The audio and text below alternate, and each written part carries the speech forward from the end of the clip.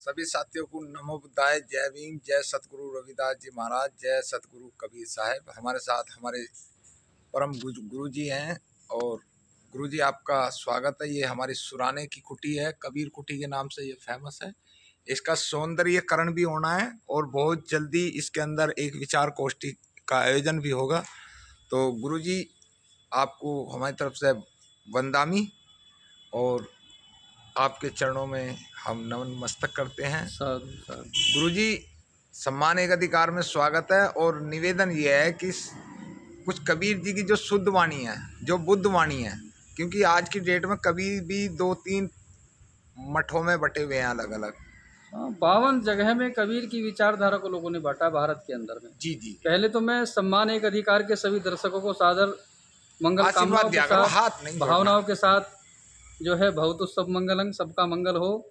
और ये चाहूँगा कि सम्मान एक अधिकार की जो भी नई खोज, नई विचारधारा दर्शकों तक पहुँचती है उसे अवश्य सुने।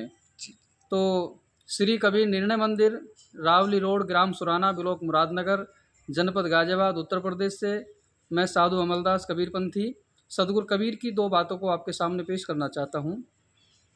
आज वर्तमान में सदगुरु कबीर को लेकर के अनेक प्रकार की विचारधाराएं लोगों के अंदर जन्म ले रही हैं। कबीर के मानवतावादी विचारों को दबाने के लिए उन पर तरह तरह के चमत्कार या ऐसी बातें जो कारण कार्य की व्यवस्था के विरुद्ध हैं, वे बातें बोली जाती हैं। जैसे कबीर साहब का बिना माता पिता के पैदा होना, कबीर साहब का अनपढ़ होना और कबीर साहब का मगर के अंदर शरीर सतलोक को चले जाना। तो ये बातें इतनी रूढ़िवादी हैं कि ये बातें तर्क पर नहीं ठहरती। पहली बात तो यह है कि सदगुरु कबीर एक मानवतावादी संत थे। जितने भी चमत्कार कबीर साहब पर या गुरु रविदास जी पर समाज के द्वारा आरोपित किए गए हैं, उन दोनों संतों ने उन सब का खंडन किया है। तथागत बुद्ध की वाणी से कबीर साहब की वाणी मैच इसलिए खाती है क्योंकि कबीर साहब का जो जन्म स्थान है या गुरु रविदास जी का जो जन्म स्थान है वो काशी बनारस है। काशी का जो लहर तारा तालाब, वहाँ पर आज एक बहुत भव्य कबीर आश्रम बना हुआ है। उनका जो मूल घराना वो काशी कबीर चौरा मठ है, जो आज भी वर्तमान में वहाँ संत निवास करते हैं और वहाँ से उनकी वाणियों का प्रचार प्रसार होता है। उन्हीं के पास में सदगुरु रविदास महाराज जी का भी घराना है, काशी के अंदर लहर तारा तालाब के पास में। वहाँ के संतों से हम मिले, उनसे हमने बातें करी, तो उन्होंने ये बताया जी ये कबीर साहब का घराना था और ये जो है गुरु रविदास जी का। तो इस विचार से दोनों संग साथ रहते थे। उससे भी मूल बात ये है कि बनारस से थोड़ी ही दूरी पर सारनाथ है, जो तथागत भगवान बुद्ध की तपोस्थली कही जाती है, जहाँ पर आषाढ़ पूर्णिमा को तथागत बुद्ध ने पंचवर्गीय भिक्षु संघ को अपना प्रथम उपदेश दिया था। तो वो सारनाथ भूमि जो कभी मृगदाय वन कहा करती थी उस समय में, तो आज वो भारत की धरोहर है। बनारस और सारनाथ भारत के सभी लोगों को उस जगह को जाकर देखना चाहिए और उन महापुरुषों ने जो विचारधारा मानव समाज को एक करने के लिए दी है उस पर हमें विचार करना चाहिए। तो कबीर की बात ये है, कबीर साहब मानव थे और वो कोई ऐसे चमत्कारी बाबा नहीं थे कि वो कमल के फूल पर प्रकट हो गए। बिना माता पिता के इस संसार में कोई पैदा नहीं होता और कबीर साहब के माता पिता नीरू नीमा थे। इस सच्चाई को विद्वानों ने समाज के सामने नहीं आने दिया, क्योंकि कबीर साहब जो थे एक जुलाहा परिवार से थे और भारत में जुलाहा समाज को आज भी छोटा ही समझा जाता है। कुछ लोगों ने ये विचार किया कि कबीर साहब का ब्राह्मणीकरण करके उनको ब्राह्मण बनाने की कोशिश करी, जबकि कबीर साहब की रचना सदग्रंथ बीजक है और बीजक में 11 प्रकरण है। प्रथम प्रकरण है रमैनी और 11वां प्रकरण है साखी। तो कबीर की वाणियों में आता है इसी बात को लेकर के, वो कहते हैं कि मानव सब समान है, ना कोई ब्राह्मण है ना कोई शूद्र है। तो रमैनी में आता है कि जो तू ब्राह्मण ब्राह्मणी को जाया और रहा दे काहे ना आया, और जो तू तुरुक तुरुकनी को जाया और रहा दे काहे ना आया। जो तू ब्राह्मण ब्राह्मणी को जाया और रहा दे काहे ना आया, और जो तू तुरुक तुरुकनी को जाया पेट ही काहे ना सुन्नत कराया। धर्म के नाम पर जो कर्मकांड किया जाता है, तो साहब कहते हैं कि अगर ये प्रकृति उस चीज़ की आवश्यकता होती तो जन्म से उस पैदाइशी वो चीज़ बाहर होनी चाहिए जिस कर्म को तुम करते हो। तो ये सारे कर्मकांड जितने भी किए गए हैं ये सब मानवता को बांटने वाली बातें हैं। कबीर साहब मानवता को एक करने की बात करते हैं।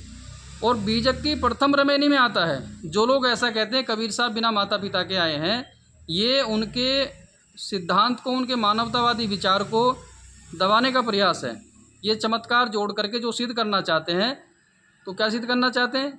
जैसे हिंदुओं के 24 अवतारों में अनेकों प्रकार की बातें जोड़ी गई, इसी प्रकार से कबीर साहब के साथ जोड़ करके उनके मानवतावादी विचारों को, जो एक करने वाले विचार हैं, उनको दबाने वाली बात। तो उसमें पहली रमैनी में साहब ने कहा है, एक है जनी जना संसारा, कौन ज्ञान से भयो निनारा, भो बालक भग द्वारे आया, भग भोग के पुरुष कहाया। इसका सीधा सीधा अर्थ है, एक जनी यानी एक जैसी माता और पिता से संसार में जितने भी बच्चे पैदा होते हैं वो एक जैसे नर नारी से पैदा होते हैं। तो फिर कबीर साहब बिना माता पिता कहाँ से आ गए? हाँ जी। तो कबीर साहब के माता पिता नीरो नीमा रहे हैं। इस पर एक ग्रंथ लिखा गया है, ग्रंथ का नाम है कबीर बनाम तुलसी। उनके राइटर थे छत्तीसगढ़ रायपुर के एक संत हुए हैं और उनका नाम था सर्वोत्तम साहब। उन्होंने इस पर बड़ा खुलासा किया और सिद्ध किया है। एक संत सनात साहब हैं मध्य प्रदेश रीवा के, उन्होंने कबीर और उनके माता पिता इन सब को लेकर के बड़ा अच्छा लेख लिखा है, उनसे हमारी बातें हुई हैं। तो जितनी भी चमत्कारित बातें हैं ये कबीर साहब पर आरोपित हैं। वो मानव थे, मानवता के हित में उन्होंने काम किया। मानव समाज एक हो, 5 तत्व का पुतला, मानुष धरिया नाम, एक कला के बिछुरे विकल हो सब ठाम। ये साखी संदेश देती हैं कि इस भारत के, इस संसार के जितने भी नर नारी हैं, उनके सबके शरीर हाड़ मांस चाम के बने हुए हैं। सबका पुतला 5 तत्व का है। इस 5 तत्व के शरीर को चलाने वाली जो चेतन सत्ता है, जिसके लिए भगवान बुद्ध कहते हैं अपना दीपक स्वयं बनो। कबीर कहते हैं, जो तू चाहे मुझको छाड़ सकल की आस, मुझ ही ऐसा होए रहो सब सुख तेरे पास। या कर भैया बल आपनी छाड़ बिरानी आस, जाके आंगन नदिया बहे सो कस मरे प्यास। तो कबीर की वाणियों में कोई अंधविश्वास की बातें नहीं, कोई रूढ़िवादी परंपराएं नहीं, तीर्थ व्रतों की झूठी मान्यताएं नहीं है। ईश्वर ब्रह्म के नाम पर समाज को बांटने वाली बात नहीं करते। जाति वर्ण व्यवस्था धर्म ग्रंथ इन सब से ऊपर उठ करके कबीर साहब प्रत्येक मानव के हित और कल्याण की बातें कहते हैं। इसलिए कबीर साहब मानवतावादी संत रहे हैं। आज इस भारत में, इस संसार में कबीर, बुद्ध, गुरु रविदास और बाबा साहब अम्बेडकर जैसे महान क्रांतिकारी विचारकों की आवश्यकता है। जब तक हम लोग इन महापुरुषों की विचारधारा को अपने व्यवहार में नहीं उतारेंगे या आगे नहीं बढ़ाएंगे, तो ये भारत कभी भी अखंड भारत नहीं बन सकता। गुरुजी, कबीर जी ने, जब कबीर जी का जन्म हुआ था तब उस टाइम पर यहाँ मुगलों का शासन था हमारे देश में। उस समय मुगलों का शासन था, और हिंदू अलग चिल्ला रहे थे, मुसलमान अलग चिल्ला रहे थे। उनको भाई ये मुसलमान है, ये हिंदू है, फलाना है, मस्जिद ये क्या। उन्होंने उनको मुसलमानों को भी ललकारा था, हिंदुओं को भी ललकारा था। हाँ जी, वो कंकर पत्थर चुप कर कैसे। हाँ, वो साकी कबीर की ये है। जी, क्योंकि कबीर ने यथार्थ बात कही। जी, धर्म के नाम पर जो दिखावा होता है, जो तर्क संगत है, बुद्धि संगत है, विचार की कसौटी पर खरी उतरे जी, तो उसलिए उन्होंने ऐसा इसलिए कहा था कि कांकर पाथर जोड़ के मस्जिद लही चिनाए जी, ताचड़ मुल्ला बांग दे, क्या बहरा हुआ खुदाए जी। एक तरफ तो हम 5 बार मस्जिद में जाके नमाज अदा करते हैं खुदा के नाम से जी, दूसरी ओर फिर जीव हिंसा करते हैं, वध करते हैं ईश्वर खुदा परमात्मा के नाम पर जी। तो फिर कबीर ने ये तो कहा कि आखिर वो तुम्हारा खुदा कैसा है। हाँ। या वो कहाँ है जो तुम ऊंचे शोर में चिल्ला के उसको पुकारते हो। जी। दिन को रहत है रोजा, रात हनत है गाय, यह खून वह बंदगी, क्यों कर खुशी उदाए, क्यों कर खुशी खुदाए। अगर हम धर्म का दिखावा कर रहे हैं फिर जीव हिंसा कर रहे हैं तो ये कोई धर्म नहीं है। धर्म का मतलब होता है धारण करना। धारण करने से मतलब है सद्गुणों को धारण करना। धारण करे तो धम है, नहीं तो थोती बात, सूरज उगे प्रभात है वरना काली रात। जी, जी। तो कबीर ने देखा कि समाज में धर्म के नाम पर क्या क्या होता है। एक तरफ ईश्वर को लेकर के बड़े धार्मिक हम लोग बनना चाहते हैं, वहीं दूसरी ओर देवी और देवताओं के नाम पर हजारों पशुओं की हत्याएं होती हैं। इन सब का विरोध कबीर ने किया जी। कि पाहन पूजे हरि मिले तो मैं पूजू पहाड़। अगर पत्थरों को पूजने से तुम्हें हरि ईश्वर भगवान परमात्मा मिल जाता हो तो साहब कहते हैं पहाड़ को पूजो ना जा करके। हाँ, बिल्कुल। फिर जो है वो ऐसी कटाक्ष करते हैं ताकि आदमी को चेतना हो, अरे इससे तो चक्की भली। हाँ जी। पिसा खाए संसार। हाँ जी। इस चक्की कम से कम आटा बना के इससे खाते हैं तो इससे तो ये ठीक है, कुछ काम तो कर रही है। कबीर साहब कभी भी मूर्ति पूजा के समर्थक नहीं रहे, ना उन्होंने किसी को मूर्ति पूजा करने की प्रेरणा दी। उन्होंने तो वो बातें कही हैं जिससे मानव का भला हो। जैसे सांच बराबर तप नहीं, झूठ बराबर पाप, जाके हृदय सांच है ताके हृदय आप। तथागत बुद्ध का चौथा सील मेज खाता है, मुसावादा वैरमणि शिक्षा पदांग समाधियामी। जी, जी। और पहला सील पाणातिपाता वैरमणि शिक्षापदांग समाधियामि, मैं किसी भी प्राणी की अकारण हिंसा नहीं करने की प्रेरणा लेता हूँ। कबीर साहब की साखी कहती है, जीव मति मारो बापुरा सबका एक है प्राण। अरे जीव हिंसा क्यों करते हो, सबके अंदर एक ही प्राण है, एक ही चेतना है, एक ही जीव है, इसलिए किसी की हिंसा ना करें। तो कबीर साहब मानवतावादी संत रहे। समता, मैत्री, करुणा, प्रेम, भाईचारा, ये सारी बातें कबीर साहब की वाणियों में है। आज हम सब लोगों को भगवान बुद्ध, सदगुरु कबीर, गुरु रविदास जी और बाबा साहब अम्बेडकर, इन महापुरुषों के विचारों की आवश्यकता है। तभी हमारे घर, परिवार और समाज का सुधार हो सकता है, तभी हम लोग सच्चे अर्थों में धार्मिक हो सकते हैं। गुरुजी, एक चलते चलते एक लास्ट क्वेश्चन है मेरा। जी जितने मनुवादी लोगों ने टाइम टाइम पर अत्याचार करे और जैसे जैसे संत हमारे आए, वो संतों को इन लोगों ने नास्तिक घोषित करते चले गए। जो इनकी जो दुकान जो चल रही थी उसको बंद करने के लिए टाइम टाइम पर विरोध केवल हमारे समाज में करा जाता है। उसमें समाज की बात नहीं है, मैं इस बात को खोल देना चाहता हूँ। जी जिन लोगों की समझ में सत्य आ गया जी उन्होंने रूढ़िवादी परंपराएं छोड़ दी। जी जिनकी समझ में सत्य नहीं आया, जी सत्य क्या है, मानवता सत्य है, प्रेम सत्य है, करुणा सत्य है, समता मैत्री, ये सब सत्य हैं। जी मूल शब्दों में कहे, जो चेतना मेरे अंदर काम कर रही, जो चेतना दूसरे के अंदर काम कर रही, उस चेतना को जगाइए, वो चेतना सत्य है। जी तो ऐसा क्यों हुआ? क्योंकि इस भारत में भगवान बुद्ध, कबीर, गुरु रविदास जी से पहले भी यहाँ लोग रहे हैं, जी जी और यहाँ पर दो विचारधाराएं काम करती रही पहले से। जी एक का नाम है श्रमण विचारधारा हाँ जी और एक का नाम है ब्राह्मण विचारधारा। जी जी आज से करीब 4,500 वर्ष पूर्व इस भारत में ये दोनों धाराएं काम करती रही। अब जो जिनको हम लोग मनुवादी लोग कहते हैं, जी उन्होंने ईश्वर, ब्रह्म और परमात्मा, जी ये शब्दों का जाल बना के भारत के बहुजनों पर डाल दिया और उस समाज को इसमें उलझा दिया। जी ईश्वर, ब्रह्म, परमात्मा नाम की कोई वस्तु तो है नहीं, वो आपको मिल जाएगी। जी जब तथागत बुद्ध ने ये कहा था कि मनुष्य अपने कर्मों का कर्ता भोक्ता स्वयं है, कोई ईश्वर उससे बुरा या अच्छा नहीं कराता, जैसा वो करेगा वैसा वो पाएगा। तो इस बात का विरोध इसलिए किया गया क्योंकि अगर ऐसा सभी लोगों को सच्चाई का पता चल जाएगा तो फिर ब्राह्मण पूजा भारत से बंद हो जाएगी और भिक्षुओं की पूजा ज़्यादा हो जाएगी। और हुआ भी ऐसा। जी जब भारत में तथागत बुद्ध ने अपने संदेश देने शुरू किए तो लोगों ने भिक्षुओं की, सन्यासी की पूजा करनी शुरू करी, हाँ जी ब्राह्मणों को दान देना बंद कर दिया। जी ये लोग इकट्ठे होकर के राजा के पास में गए कि भगवान, हमें तो कोई नहीं पूछता, सब जो है भिक्षु संघ को दान करते हैं, हमारा क्या होगा? तो इन लोगों ने षड्यंत्र कहे तो बुद्ध को कहा कि वो तो नास्तिक थे, उन्होंने वेदों का विरोध किया, जबकि वेदों की रचना भगवान बुद्ध के बाद में है। हाँ जी तो इसलिए यानी जो श्रम पर आधारित समुदाय था, श्रमण संघ या श्रमण विचारधारा के लोग, भारत के मूल निवासी, वो मेहनतकश थे।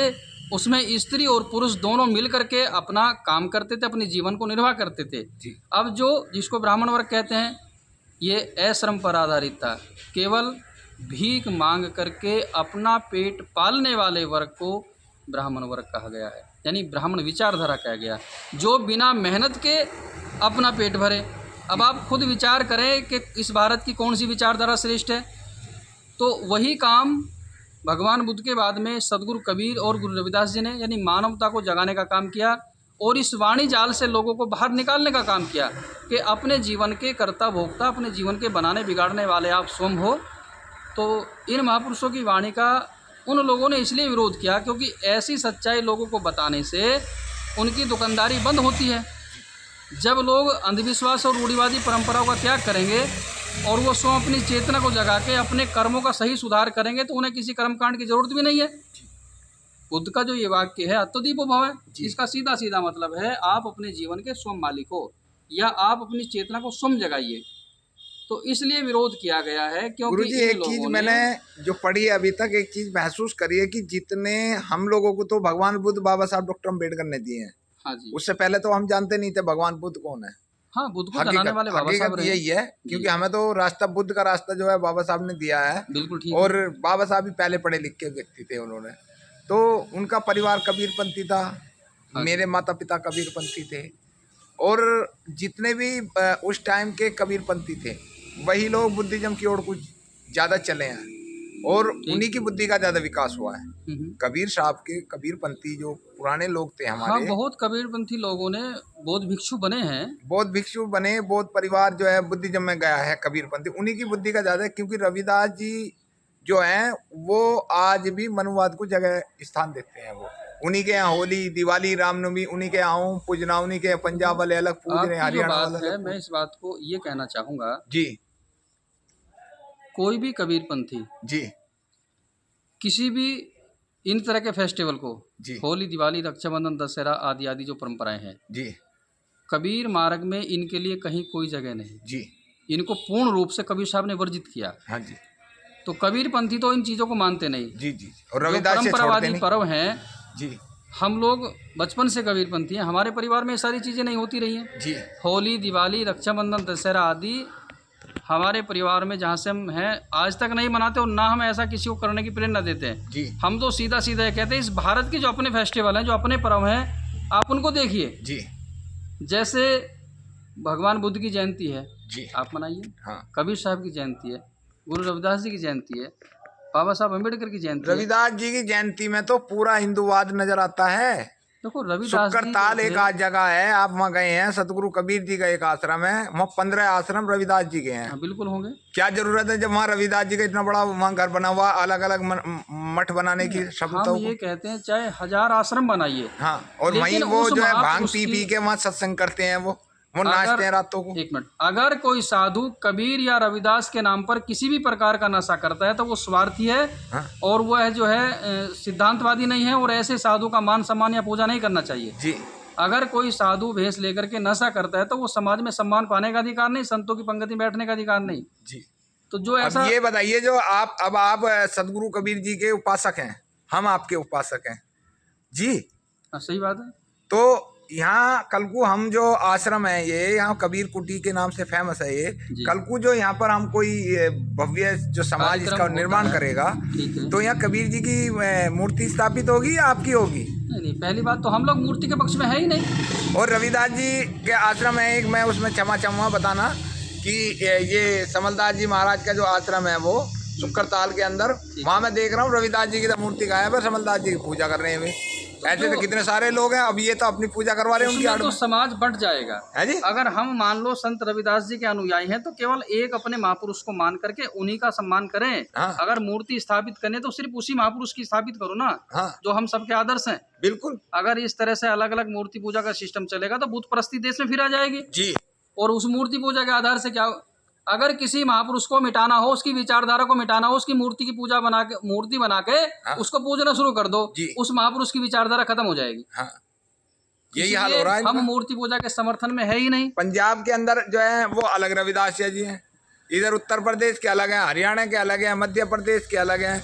वो भी ओम लेके चले हैं, आदरणीय हरिओम। उपासक महोदय, बात यह है संत रविदास जी का ब्राह्मणीकरण किया जा चुका है। हाँ। आज जितने संत रविदास जी के मानने वाले हैं उन्हें ये नहीं पता कि संत रविदास जी का मूल सिद्धांत क्या था। जी उन्हें गंगा का भगत बना दिया, हाँ और क्या दिखा दिया कि उनकी खटौती में गंगा प्रकट हो गई, सोने के कंगन निकाल के दिखा कंगन रही निकल है। कर हमें कंगन मिले नहीं आज तक में। तो ये सब क्या है? ये सब जितनी भी चमत्कार की बातें हैं, मैंने भी क्या कहा कि जिस महापुरुष की विचारधारा को मिटाना हो, जिस महापुरुष को खत्म करना हो, उसके पीछे दो चार चमत्कारित बातें ऐसी जोड़ दो, उन्हीं को लोग पकड़ लेंगे।